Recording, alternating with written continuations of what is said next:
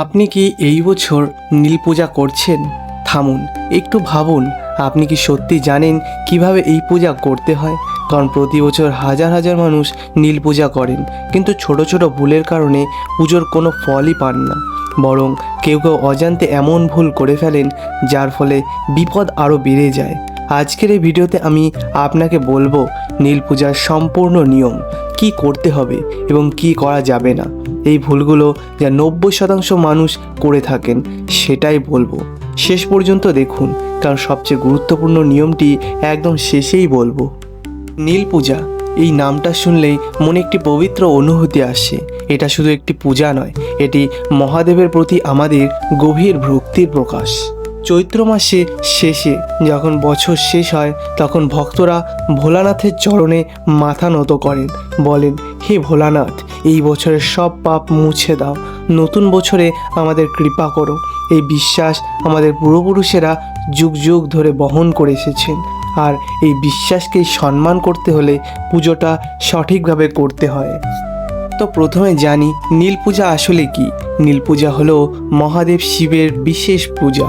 নীল মানে হলো নীলকণ্ঠ, যিনি সমুদ্র মন্থনের সময় সমস্ত বিষ নিজের কণ্ঠে ধারণ করেছিলেন, জগৎকে বাঁচাতে নিজেই কষ্ট সহ্য করেছিলেন। তার এই মহান ত্যাগের স্মরণেই এই পূজা করা হয়। এই পূজা চৈত্র মাসের 29 তারিখে করা হয়, বছরের শেষ পূর্ণ চৈত্রর দিনে। এই দিনটি খুব বিশেষ, কারণ এই দিনেই পুরনো বছরের সব কষ্ট, সব পাপ এবং সব বাধা মহাদেবের কাছে সমর্পণ করা হয়। আপনি কি জানতেন এই পূজার এত গভীর অর্থ আছে? অনেকেই জানেন না। এই পূজায় শিবলিঙ্গে নীল রঙের ফুল অর্পণ করা হয়, যেমন অপরাজিতা, নীলকমল এবং ধুতরা। নীল রং মহাদেবের প্রিয়, তাই এই পূজার নাম হলো নীল পূজা। এখন প্রশ্ন হলো, কেন ভক্তরা এই পূজা করেন? কারণ একটাই, মহাদেবের কৃপা পাওয়া। ভক্তরা বিশ্বাস করেন এই পূজা ঠিকমতো করলে জীবনের সব বাধা দূর হয়ে যায়, মনে শান্তি আসে, পরিবারের সুখ ও সমৃদ্ধি বেড়ে যায়, অসুখ বিসুখ কমে যায়, নতুন বছরটা খুব ভালোভাবে কাটানো যায়। এই পূজা বিশেষ করে তাদের জন্য উপকারী যারা জীবনে কোনো বড় সমস্যায় পড়েছেন, যাদের মনে ভয় আছে, কষ্ট আছে এবং দুঃখ আছে। তারা এই পূজায় মহাদেবের কাছে সব সমর্পণ করতে পারেন।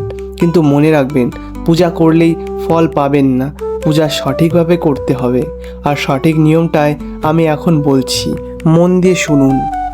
কখন করবেন এই পূজা? নীল পূজা করতে হয় 29শে চৈত্র তারিখে। সবচেয়ে ভালো সময় হলো ভোরবেলা, সূর্যোদয়ের আগে বা ঠিক সূর্যোদয়ের সময় ব্রহ্ম মুহূর্ত, অর্থাৎ ভোর 4টে থেকে 6টার মধ্যে। এই সময় পরিবেশ পবিত্র থাকে, মন শান্ত থাকে এবং ভগবানের কৃপা বেশি পাওয়া যায়। বিকেল বা রাতে এই পূজা করবেন না, ফল কমে যায়। এই পূজা কোথায় করবেন? পূজা দুটি জায়গায় করা যায়। প্রথমত বাড়িতে। যদি বাড়িতে করেন তাহলে পূজার ঘর বা মন্দির কক্ষে করুন। জায়গাটা আগের দিন রাতেই পরিষ্কার করে রাখুন। ঘরে শিবলিঙ্গ থাকলে সেখানেই পূজা করুন, না থাকলে মাটির শিবমূর্তি বা শিবলিঙ্গ আনুন। দ্বিতীয়ত মন্দিরে। শিব মন্দিরে গিয়ে পূজা করলে আরও বেশি ফল পাওয়া যায় বলে ভক্তরা বিশ্বাস করেন। মন্দিরে যাওয়ার আগে স্নান করে পরিষ্কার কাপড় পরুন। মন্দিরে যাওয়ার পথে কোনো অশুভ চিন্তা করবেন না। এই পূজা কে করবে? এই প্রশ্নটা অনেকেরই মনে আসে। উত্তরটা সহজ, যে কেউ এই পূজা করতে পারেন, ছোট থেকে বড় সবাই। কিন্তু বিশেষভাবে এই পূজার উপকারী যারা জীবনে বড় কোনো সমস্যায় আছেন, যাদের স্বাস্থ্য ভালো নেই, যারা নতুন কিছু শুরু করতে চাইছেন, যারা পরিবারের শান্তি চান, যারা মনের শান্তি হারিয়েছেন। আপনি কি এই তালিকায় কোনো একটার মধ্যেও পড়ছেন? তাহলে এই পূজা শুধুমাত্র আপনারই জন্য। আর এখন আসছে সবচেয়ে গুরুত্বপূর্ণ অংশ, ধাপে ধাপে এই পূজার নিয়ম। আগের দিন রাতে প্রস্তুতি নিন। পুজোর আগের দিন রাতে বাড়ি পরিষ্কার করুন। পূজার ঘর ধুয়ে মুছে রাখুন। পুজোর সব উপকরণ একসাথে গুছিয়ে রাখুন। আগের দিন রাতে মাংস বা পেঁয়াজ রসুন খাবেন না। রাতে দেরি করে না ঘুমিয়ে তাড়াতাড়ি ঘুমান। প্রয়োজনীয় উপকরণ হলো, পুজোর জন্য এই জিনিসগুলোই লাগবে। নীল ফুল, যেমন অপরাজিতা, নীলকমল বা যে কোনো নীল ফুল, ধুতুরা ফুল বা ধুতুরার পাতা, বেলপাতা 3টি পাতার গুচ্ছ, এবং শিবলিঙ্গের জন্য গঙ্গা জল বা পরিষ্কার জল, দুধ, মধু, চন্দন, ধূপকাঠি, দীপ বা প্রদীপ এবং কালো তিল আর ভেজা বা শুকনো বেলের পাতা। একটা জিনিসও মিস করবেন না, প্রতিটি উপকরণই আলাদা গুরুত্ব আছে। সকালের প্রস্তুতি। ভোরবেলা উঠুন ভোর 4টে থেকে 5টার মধ্যে। ঘুম থেকে উঠেই প্রথমে মহাদেবের নাম নিন, ওং নমঃ শিবায় বলে উঠুন। স্নান করুন, ঠান্ডা জল স্নান করলে আরও ভালো হয়। পরিষ্কার কাপড় পরুন, সাদা বা হলুদ কাপড় বেশি শুভ। পুজোর দিন চামড়ার জুতো পরবেন না। পুজোর আগে কিছু খাবেন না, উপবাস রাখলে আরও ভালো। পূজা শুরু করার নিয়ম। পুজোর জায়গায় বসুন, পদ্মাসনে বা সুখাসনে। প্রথমে গণেশের পূজা করুন। যে কোনো পূজার আগে গণেশের পূজা করা হয়। এরপর শিবলিঙ্গ বা শিব মূর্তির সামনে বসুন, প্রদীপ জ্বালান, ধূপ জ্বালান। এরপর মনে মনে সংকল্প করুন, বলুন, হে মহাদেব, আমি আপনার কৃপা চাইতে এই পূজা করছি, আমার পূজা গ্রহণ করুন। এরপর শুরু হবে অভিষেক। এটাই নীল পূজার সবচেয়ে গুরুত্বপূর্ণ ধাপ। প্রথম ধাপ, গঙ্গা জল বা পরিষ্কার জল দিয়ে শিবলিঙ্গটি ধুয়ে ফেলুন। দ্বিতীয় ধাপ, দুধ ঢালুন ধীরে ধীরে। দুধ ঢালতে ঢালতে বলুন, ওং নমঃ শিবায়। তৃতীয় ধাপ, মধু ঢালুন। চতুর্থ ধাপ হলো আবার পরিষ্কার জল দিয়ে ধুয়ে নিন। অভিষেকের সময় কথা বলবেন না, মনে মনে মন্ত্র বলুন। হাতে ঘড়ি বা কোনো ধাতব বস্তু রাখবেন না। অভিষেকের পর এবার ফুল দেওয়ার পালা। আগে বেলপাতা দিন 3টি পাতা একসাথে, এরপর নীল ফুল দিন, ধুতরা ফুল ও পাতা দিন। ফুল দেওয়ার সময় কখনো বাঁ হাত ব্যবহার করবেন না, সব সময় ডান হাতে দিন। কেটে যাওয়া বা পচা ফুল দেবেন না। মন্ত্রপাঠ। ফুল দেওয়ার পর মন্ত্রপাঠ করুন। এই পঞ্চাক্ষর মন্ত্র ওং নমঃ শিবায়, এই মন্ত্রটি কমপক্ষে 108 বার জপ করুন। পারলে মালা দিয়ে গুনুন। মন্ত্রপাঠের সময় অন্যদিকে মন যাবেন না।